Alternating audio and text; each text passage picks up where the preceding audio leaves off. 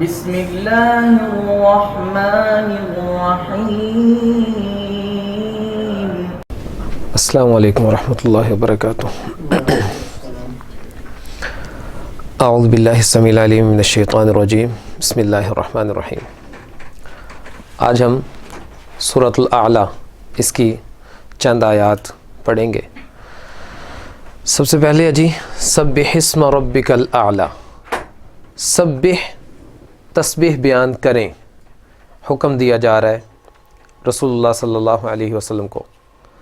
سبح تسبیح بیان کریں، اسم نام کو کہتے ہیں، ربی کا اپنے رب، الاعلیٰ جو بہت بلند ہے، اپنے رب کے نام کی تسبیح بیان کریں جو بہت زیادہ بلند ہے، اپنے رب کے نام کی تسبیح بیان کریں جو بہت زیادہ بلند ہے۔ اب یہ اللہ تعالیٰ نے اپنی پہلی صفت بیان کی کہ جو بہت زیادہ بلند ہے۔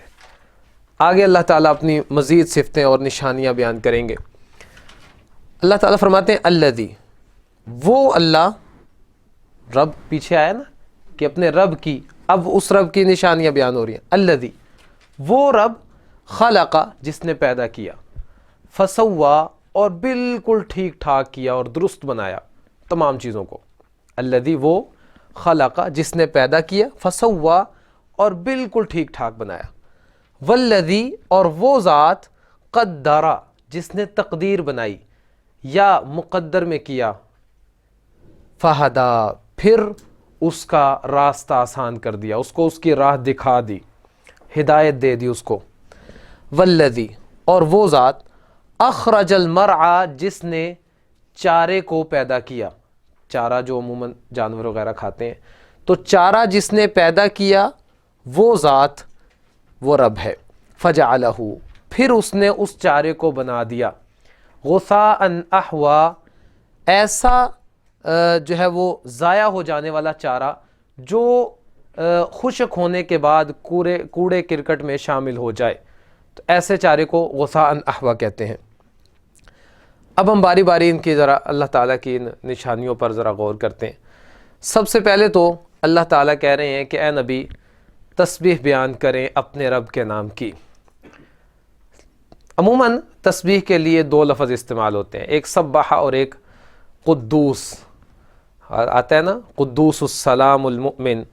تو قرآن میں عموماً یہ دو لفظ زیادہ تر استعمال ہوئے ہیں۔ تسبیح کا مطلب ہوتا ہے اللہ تعالیٰ کی حمد اور تعریف بیان کرنا، اور قدوس کا مطلب ہوتا ہے اللہ تعالیٰ کی تعریف کے ساتھ ساتھ ہر قسم کے عیب کا انکار بھی کرنا کہ یہ اللہ تعالیٰ کے اندر موجود نہیں ہے۔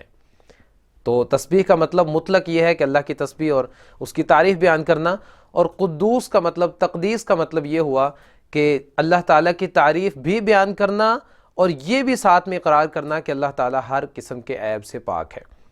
الذی، یہ وہ ذات ہے، خلق، جس نے پیدا کیا، اور اس کے بعد فسوا، اس کو بالکل ٹھیک ٹھاک بنا دیا۔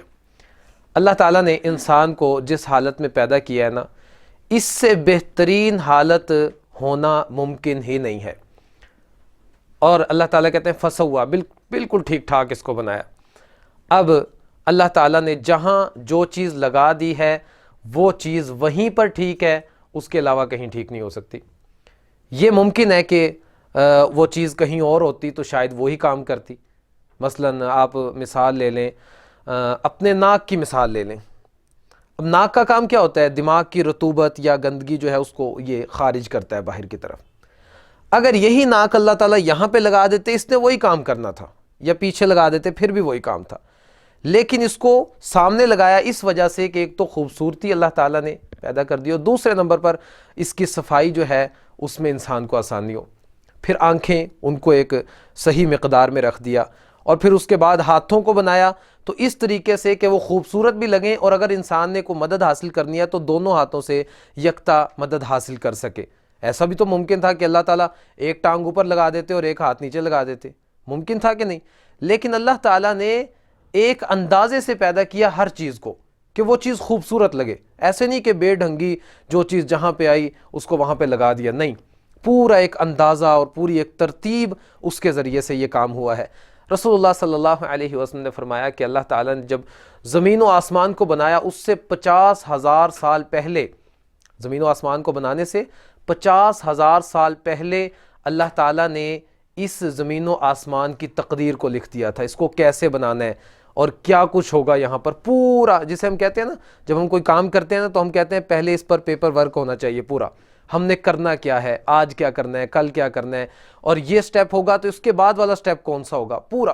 تو یہ اللہ تعالیٰ نے زمین و آسمان کو بنانے سے 50,000 سال پہلے یہ کام کر دیا تھا کہ یہ سب کچھ ہونا ہے، اور اس چیز کو یہاں پر رکھنا ہے، اس کو یہاں پر رکھنا ہے، اور اس کو اس طریقے سے بنانا ہے. یہ سارا اندازہ اللہ تعالیٰ پہلے لگا چکے تھے. والذی قدر فہدی، وہ ذات ہے جس نے ہر چیز کا اندازہ لگایا اور پھر اس کو اس کی سیدھی راہ دکھا دی. اب یہ عموماً یہاں پر ایک تو مطلب یہ بنتا ہے کہ انسانوں کو پیدا کرنے کے بعد ان کو اللہ تعالیٰ نے راستے دکھا دیے کہ بھئی یہ سیدھا راستہ ہے اور یہ جو ہے نا وہ جداگانہ راستہ ہے. لیکن اس سے اور زیادہ بہترین مطلب یہ ہے کہ ہر چیز کو پیدا کرنے کے بعد اس کو یہ کم از کم یہ سمجھ دے دی کہ اس نے کرنا کیا ہے. ایک جانور ہے نا، تو اس کے سامنے آپ پتھر رکھ دیں تو وہ پتھر کو نہیں کھائے گا. آپ اس کے سامنے کوئی ایسی چیز رکھ دیں کہ جو اس کے کھانے والی نہیں ہے، وہ نہیں کھائے گا. لیکن جیسے اس کے سامنے آپ چارہ لے کر آئیں گے وہ اس کو کھانا شروع کر دے گا. کیوں؟ اللہ تعالیٰ نے اس کے دماغ میں یہ بات ڈال دی کہ یہ چیز تمہارے کھانے والی ہے اور تم نے اس کو کھانا ہے. تو اب کم از کم اتنی سوچ اللہ تعالیٰ نے ان کے اندر جو ہے نا وہ جانوروں کے اندر رکھ دی ہے. آپ کو مجھے یاد آیا کہ ایک دن میں منڈی میں گیا تو سبزی منڈی میں آپ نے دیکھا ہوگا عموماً بھینسیں گائیں وہ پھرتی رہتی ہیں. تو میرے ساتھ ایک شخص تھا، وہ بازار میں ہی ہوتا ہے. میں نے اس سے پوچھا، میں نے کہا یہ ان کا کوئی پرسان حال نہیں ہے، یہاں پر یہ گھومتی پھرتی رہتی ہیں، جب دیکھو یہاں پر کوئی مالک نہیں ہے ان کا.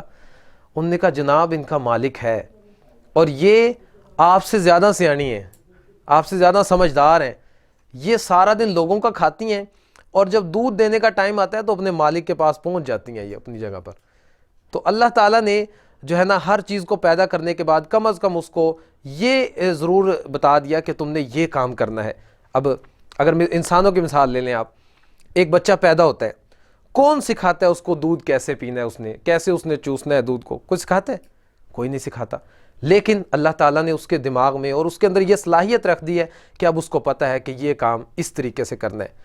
اور بچہ عموماً جو ہے وہ ہر چیز کو اپنے منہ میں ڈال کے چیک کرتا ہے. اس کو نہیں پتہ ہوتا تو وہ منہ میں ڈال کے اس کو چیک کرتا ہے یہ کیسی چیز ہے.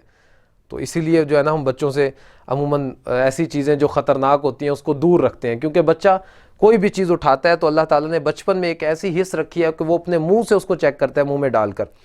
تو یہ اللہ تعالیٰ نے ہر چیز کو پیدا کرنے کے بعد اس کا ایک راستہ ہموار کر دیا کہ بھئی اب اس نے یہ کام کرنا ہے.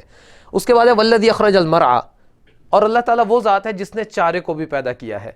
اب پیچھے ذکر آیا تھا کہ اندازے سے بنایا اور پھر اس کو اس کی راہ دکھا دی، تو آگے ذکر آیا کہ چارہ، اس کا ایک اگلی آیت سے بڑا گہرا تعلق ہے. ہم نے چارے کو پیدا کیا اور پھر اس کو ایک پرانا چارہ بنا دیا جو خشک ہو چکا ہو اور سیاہ ہو چکا ہو، اس کو ایسا چارہ بنا دیا. یہاں پر اللہ تعالیٰ یہ سمجھانا چاہتے ہیں، پہلے تو آپ یہ سمجھیں نا کہ چارے کے لیے نا عموماً قرآن میں 3 ہی لفظ استعمال ہوئے ہیں، اور اتفاق کی بات یہ ہے کہ وہ تینوں ہی آخری سپارے میں ہیں. باقیوں میں بھی ہے لیکن تینوں اکٹھے ہیں آخری سپارے میں. ایک تو یہ ہے مرعا. مرعا کہتے ہیں بالکل تازہ چارے کو جو تیار ہوا ہو اور بالکل فریش ہو. اور اس کے بعد اگلا لفظ ہے ابا. ابا ایسے چارے کو کہتے ہیں کہ جس کو کچھ عرصہ گزر چکا ہو اور وہ کچھ نہ کچھ جو ہے نا وہ کھانے کے قابل ہو کم از کم. اور عصف ایک ہوتا ہے، جیسے سورہ فیل میں ہے نا فجعلہم کعصف مأکول.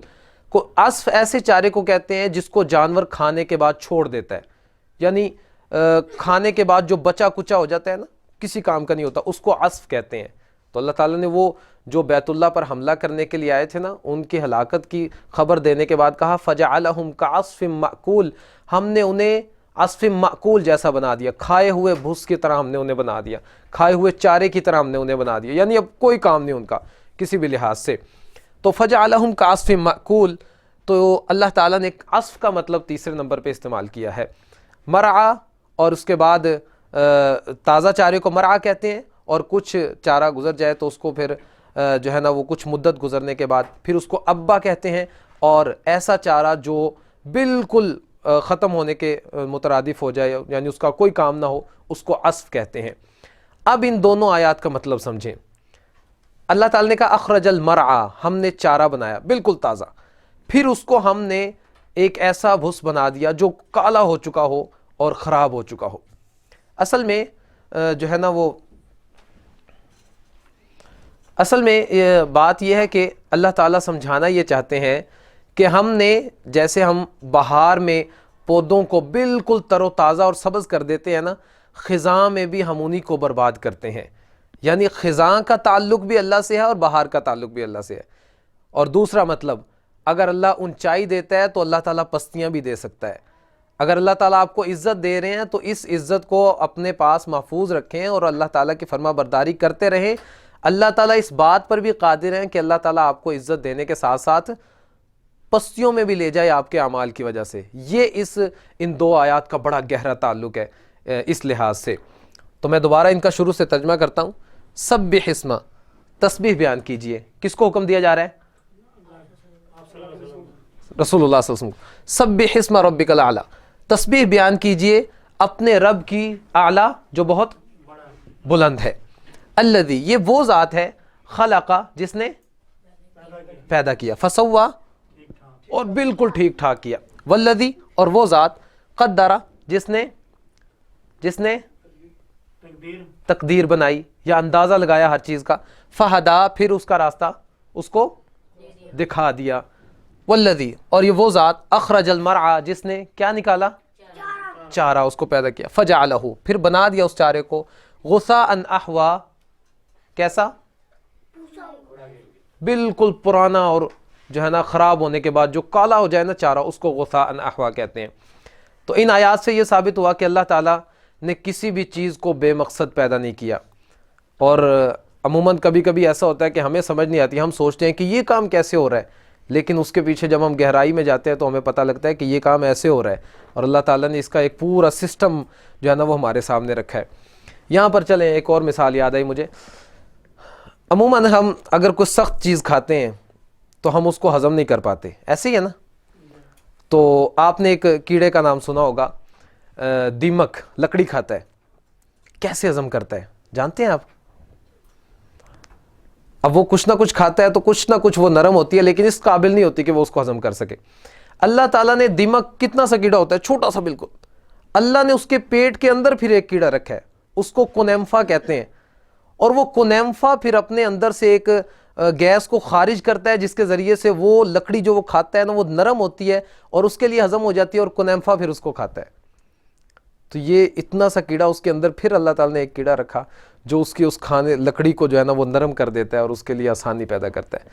تو مثال تو آپ نے پہلے یہ سنی ہوگی کہ اللہ تعالیٰ پتھر کے اندر کیڑے کو بھی رزق دے سکتا ہے، تو یہاں پہ اللہ تعالیٰ کونیمفا کو دیمک کے پیٹ میں بھی رزق دے رہا ہے. تو یہ شاید اس سے بڑی مثال ہوگی. اچھا جی، سنقرئک فلا تنسا، سنقرئک، ان قریب.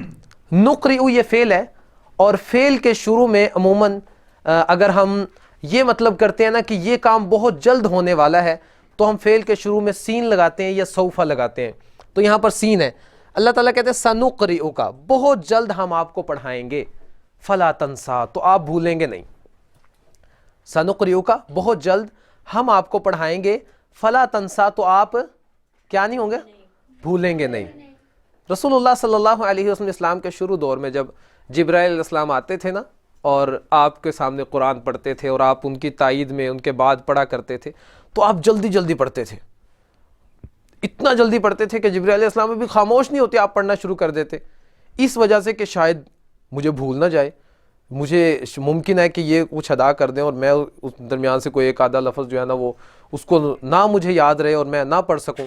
تو اللہ تعالیٰ نے کہا تھا پھر لا تحرک لسانک لتعجل بہ، آپ جلدی جلدی اپنی زبان کو حرکت نہ دیں، جلد بازی نہ کریں. ان علینا جمعہ وقرآنہ، ہمارے ذمے ہے اس کو جمع کرنا آپ کے دل میں اور اس کو پڑھانا، یہ ہمارے ذمے ہے.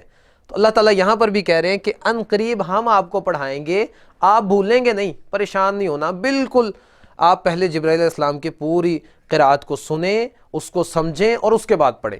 یہ ہم آپ کو پڑھائیں گے، ہمارا کام ہے آپ کے دل میں اس کو بٹھانا، آپ بھولیں گے نہیں. الا، مگر، ماشاء اللہ، جس کو اللہ تعالیٰ چاہے، جو اللہ تعالیٰ چاہے وہ آپ کو بلا دے. اس کا بھی ہم بات کرتے ہیں انشاءاللہ. انہ، بے شک وہ، یعلم الجہر وما یخفی، وہ جانتا ہے ظاہر کو بھی اور پوشیدہ کو بھی. اللہ تعالیٰ نے کچھ جیسے یہاں پر بات کی نا، ان قریب ہم آپ کو پڑھائیں گے تو آپ بھولیں گے نہیں، تو اس کے بعد ہے مگر جو اللہ تعالیٰ چاہے آپ کو بھلا دے۔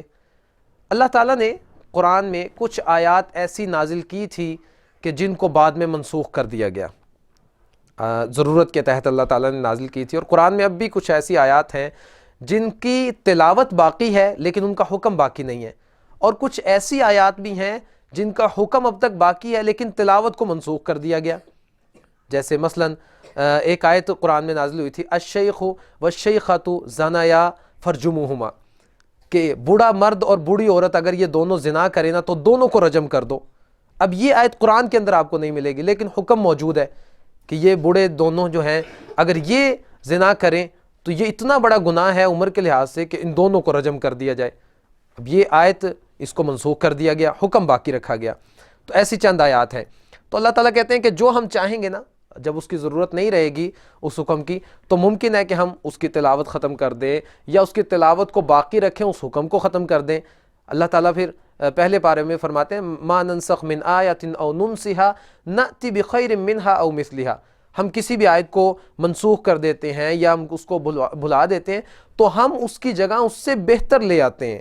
یہ نہیں کہ ہم نے منسوخ کر دیا بس کام ختم، نہیں، جس کو ہم لے جاتے ہیں اس کی جگہ اس سے بہتر لاتے ہیں، او مثلھا، یا کم از کم اس جیسی ہم ضرور لے آتے ہیں۔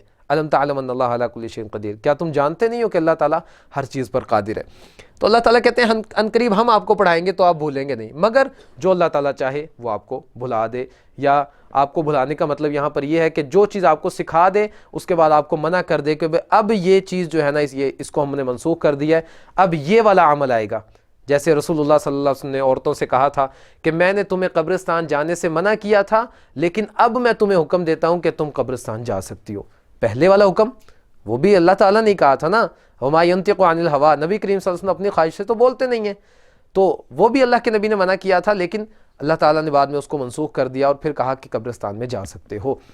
انہ یعلم الجہر وما یخفی، اللہ تعالیٰ پوشیدہ کو بھی جانتا ہے اور ظاہر کو بھی جانتا ہے۔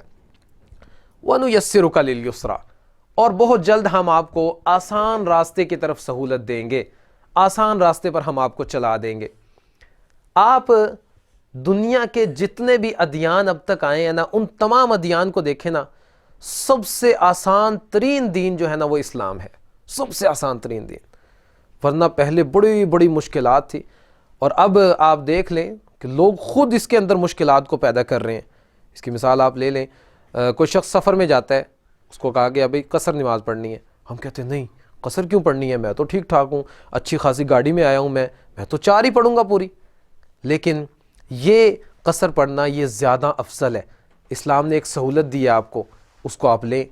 جیسے عموماً آپ گھر میں جاتے ہیں تو گھر والوں کے لیے کچھ لے جاتے ہیں، گھر والوں کے لیے کچھ کھانے کے لیے لے جاتے ہیں، جیسے آپ گھر لے کر جاتے ہیں، گھر والے کہتے ہیں ہم نے نہیں کھانی یہ چیز، آپ کا خرچہ ہو جائے گا، ہاں نہ کیا کریں یہ خرچہ۔ آپ کو اچھا لگے گا یا برا لگے گا؟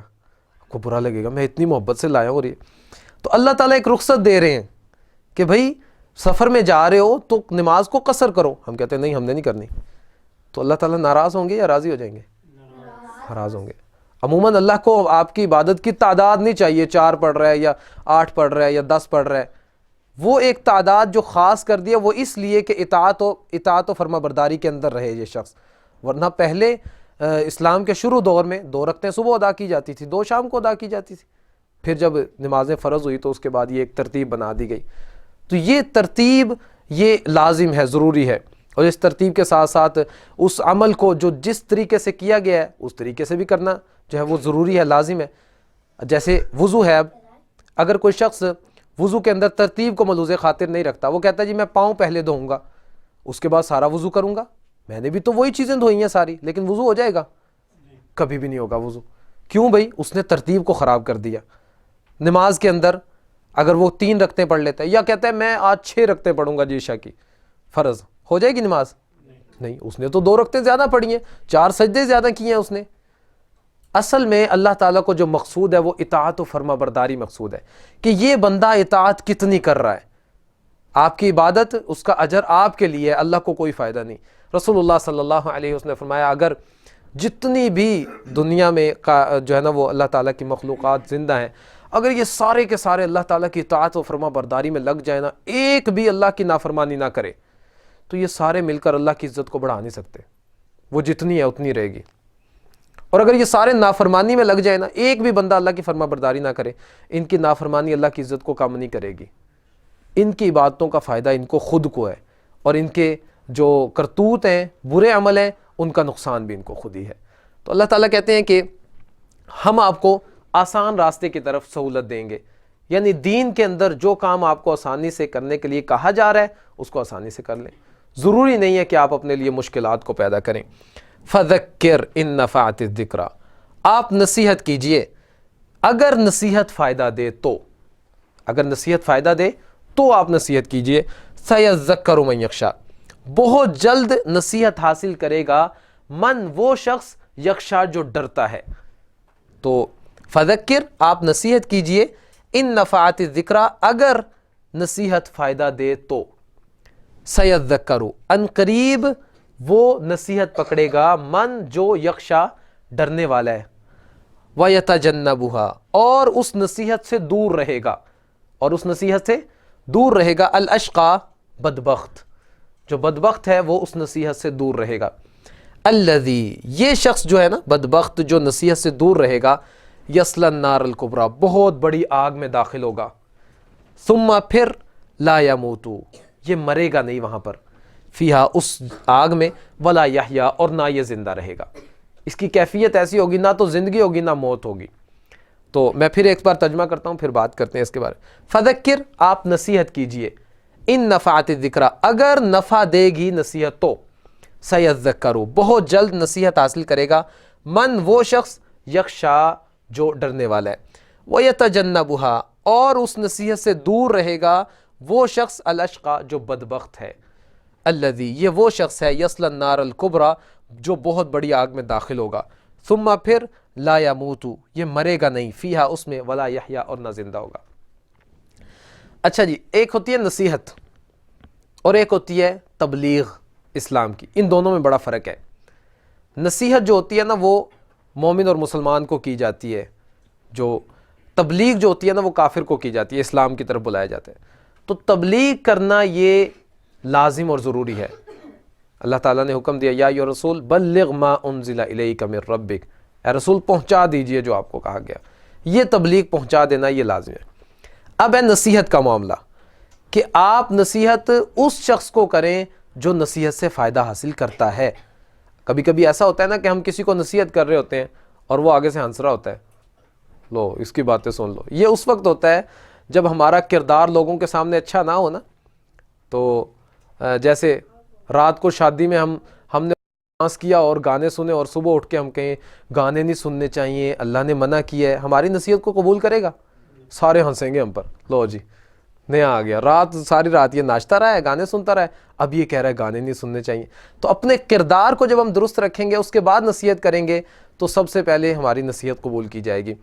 لیکن اس کے باوجود کچھ لوگ ایسے ہوتے ہیں، ان کا کردار بھی صاف ہوتا ہے، اور پھر بھی ان کی نصیحت پر لوگ کان نہیں دھرتے، بلکہ جو ہے نا ان کی نصیحت کا الٹا مطلب لیتے ہیں اور زیادہ گمراہی کی طرف چلے جاتے ہیں۔ تو اللہ تعالیٰ نے کہا کہ اگر آپ کو پتہ ہونا کہ آپ کی نصیحت یہاں پر فائدہ دے گی تو آپ نصیحت کریں۔ تو جو شخص ڈرتا ہے نا اللہ سے، وہ تو آپ کی نصیحت پر عمل کر لے گا۔ اگر اس مجمع میں کوئی ایسا بھی ہے نا کہ جو اللہ سے نہیں ڈرتا، وہ اس نصیحت سے دور بھاگے گا، اٹھ کے نکل جائے گا، ٹھیک ہے جی بولتے رہیں، بول رہے ہیں۔ یہ وہ شخص ہے جو بہت بڑی آگ میں داخل ہوگا۔ اگر یہ نصیحت حاصل نہیں کرے گا تو اس کے دل میں ڈر جو ہے وہ نہیں بیٹھے گا۔ جب اس کے دل میں ڈر موجود نہیں ہوگا، پھر یہ اللہ سے جو ہے نا وہ رجوع نہیں کرے گا، اللہ کی طرف، اللہ کی عبادت میں مشغول نہیں ہوگا، عبادت میں مشغول نہیں ہوگا، تو یہ ناکام ہو جائے گا، اور ناکامی کی صورت میں بہت بڑی آگ میں داخل کر دیا جائے گا۔ یہ ایسی آگ ہے، اس میں نہ تو مرے گا اور نہ زندہ رہے گا۔ لیکن رسول اللہ صلی اللہ علیہ وسلم کی ایک حدیث ہے، نبی مکرم صلی اللہ علیہ وسلم نے فرمایا کہ لوگوں کو جہنم میں گرایا جائے گا، جو اصلی جہنمی ہوگا نا، مشرک، جس نے رہنا ہی جہنم میں ہے، وہ اس کو عذاب ملتا رہے گا۔ لیکن جو اپنے گناہوں کی وجہ سے کچھ دیر کے لیے جہنم میں گیا ہے نا، وہ جیسے ہی جہنم میں گرے گا، آگ میں جلنے کے بعد فوت ہو جائے گا وہاں پر۔ پھر اللہ تعالیٰ کچھ لوگوں کو سفارش کا حق دیں گے، جیسے شہید کو سفارش کا حق دیا جائے گا، یا حافظ کو دیا جائے گا، جو قرآن کے مطابق عمل بھی کرتا ہے، ایسا حافظ نہیں جو بس رٹے لگاتا ہے اور رمضانی حافظ ہے جی، رمضان میں بس پڑھتا ہے پورا سال اس کو خبر نہیں ہوتی، جو قرآن کے مطابق عمل بھی کرتا ہے اس کو پھر سفارش کا، تو یہ پھر وہاں سے ان کے لوگوں کے ڈھیر کو اٹھا کے پھر جنت میں لے کے جائیں گے. وہاں پہ ایک جو ہے نا آب حیات ہوگا، وہ ان کے اوپر ڈالا جائے گا، اور اس سے رسول اللہ صلی اللہ علیہ وسلم نے فرمایا کہ یہ لوگ ایسے اگیں گے جیسے کوڑے کے اندر سے ایک دانہ اگتا ہے اور پھر وہ ہرا ہو جاتا ہے اور پھر وہ زرد ہونے کے بعد دوبارہ سرسبز ہو جاتا ہے. جب اللہ کے نبی نے یہ حدیث بیان کی نا تو صحابہ کہنے لگے اللہ کے نبی آپ تو اس دانے کے متعلق اس طرح بیان کر رہے ہیں جیسے آپ جنگل میں رہتے ہو، آپ کو سب کچھ پتہ ہے کہ وہ کیسے اٹھتا ہے اور کیسے نکلتا ہے. تو اللہ کے نبی نے کہا کہ جی یہ اللہ تعالیٰ نے مجھے بتا دیا ہے. تو یہاں پر اس حدیث میں ہمیں یہ ملتا ہے کہ اللہ تعالیٰ نے قیامت کے دن کچھ لوگوں کو فوت کرنا ہے جہنم کے اندر، لیکن یہ اس سے پہلے ہوگا جب موت کو جو ہے نا وہ ذبح کیا جائے گا، اس سے پہلے کا معاملہ ہوگا. موت کو تو اس وقت ذبح کیا جائے گا نا کہ جب جنتی جنت میں جا چکے ہوں گے، اب کسی نے نہیں جانا، اور جہنمی جہنم میں جا چکے ہوں گے، اس کے بعد اس سے پہلے موت موجود ہوگی. تو یہ ایک حدیث ملتی ہے کہ جہنم میں گرایا جائے گا اور پھر وہ فوت ہو جائیں گے اور پھر ان کو نکال کر جنت میں داخل کیا جائے گا. جی شروع سے ایک بار ترجمہ میں کر دیتا ہوں. سبح اسم ربک الاعلی، تسبیح بیان کریں اپنے رب کے نام کی، الاعلی جو بہت بلند ہے. آپ جانتے ہیں سجدے میں جو آپ پڑھتے ہیں سبحان ربی الاعلی، جب یہ آیت نازل ہوئی نا تب اللہ کے نبی نے کہا تھا کہ اس آیت کو اپنے سجدوں میں پڑھا کرو، اور اس آیت سے مراد سبحان ربی الاعلی یہ الفاظ پھر اللہ کے نبی نے دیے تھے. اور جب سورہ واقعہ کی آیت نازل ہوئی اتنا فسبح بسم ربک العظیم، تو پھر اللہ نے نبی کریم صلی اللہ علیہ وسلم نے کہا کہ اس آیت کو اپنے رکوع کی تسبیح بناؤ سبحان ربی العظیم. تو اس آیت کو سجدے کی تسبیح بنایا گیا. تسبیح بیان کریں اپنے رب کے نام کی جو بہت بلند ہے. یہ وہ ذات ہے خلق جس نے پیدا کیا، فسوا پھر بالکل ٹھیک ٹھاک کیا، والذی اور وہ ذات قدر جس نے اس کی تقدیر بنائی، فہدا پھر اس کو ہدایت دی، راستہ دکھا دیا. والذی اور یہ وہ ذات ہے اخرج المرعى جس نے کیا نکالا، چارہ اس کو پیدا کیا، فجعلہ پھر بنا دیا اس کو غثاء احوا کھائے ہوئے بھس کی طرح یا پرانے بھس کی طرح جو کالا ہو چکا ہو سڑ سڑ کے. سنقرئک فلا تنسا بہت جلد ہم آپ کو پڑھائیں گے، فلا تنسا تو آپ بھولیں گے نہیں، الا مگر ما شاء اللہ جو اللہ چاہے، انہ بے شک وہ یعلم الجہر وہ جانتا ہے ظاہر کو، وما یخفا اور جو پوشیدہ ہے اس کو بھی، وَنُيَسِّرُكَ اور ہم آپ کو سہولت دیں گے، لِلْيُسْرَى آسان راستے کی طرف، فذکر تو آپ نصیحت کریں، فذکر تو آپ نصیحت کریں، ان اگر نفعت الذکرى نصیحت فائدہ دے تو آپ نصیحت کریں، ان اگر نفعت الذکرى نصیحت فائدہ دے. سیذکر بہت جلد نصیحت پکڑے گا، من وہ شخص یخشا جو ڈرنے والا ہے، تو بہت جلد نصیحت پکڑے گا وہ شخص جو ڈرنے والا ہے. وَيَتَجَنَّبُهَا اور دور بھاگے گا اس نصیحت سے، وَيَتَجَنَّبُهَا دور بھاگے گا اس نصیحت سے، الاشقا جو بدبخت ہے، الذی یہ وہ شخص ہے، یصلی النار الکبریٰ جو بہت بڑی آگ میں ڈالا جائے گا، یا الذی یہ وہ شخص ہے، یصلی النار الکبریٰ جو داخل ہوگا بہت بڑی آگ میں، یہ وہ شخص ہے جو بہت بڑی آگ میں داخل ہوگا. ثم پھر لا یموت نہیں وہ مرے گا، فیہا اس میں، ولا یحیا اور نہ وہ زندہ رہے گا.